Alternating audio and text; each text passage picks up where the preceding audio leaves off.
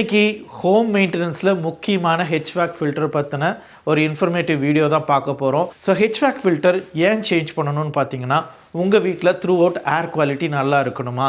டெஃபினட்டாக every 3 months ஒரு தடவை நீங்கள் நிச்சயமாக அது மாற்றினா தான் அந்த த்ரூ அவுட் கன்சிஸ்டன்ட் ஏர் குவாலிட்டி, ஃபில்டர் ஏர் குவாலிட்டி கிடைக்கும் உங்களுக்கு.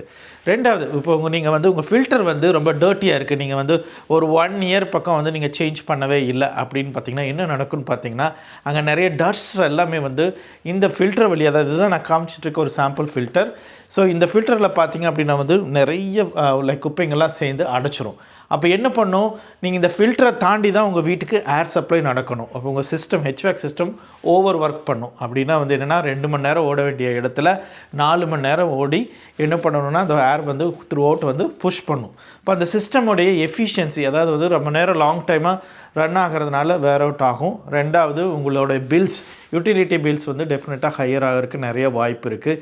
ஸோ இது எல்லாம் தான் ரொம்ப இம்பார்ட்டண்ட்டான விஷயம். ஸோ இப்போ நீங்கள் வீடு, நிறைய பேர் புது வீடு வாங்கி நிறைய இடங்களில் மூவ் ஆகிட்டுருக்கீங்க. நான் பார்த்துருக்கேன், ஒரு குறிப்பிட்ட ரெண்டல் ப்ராப்பர்ட்டிஸு அங்கெல்லாம் போகும்போது பார்த்தீங்க அப்படின்னா ஒரு HVAC ஃபில்டரை சேஞ்ச் பண்ணணுமா அப்படின்னு நிறைய பேர் கேட்குறாங்க.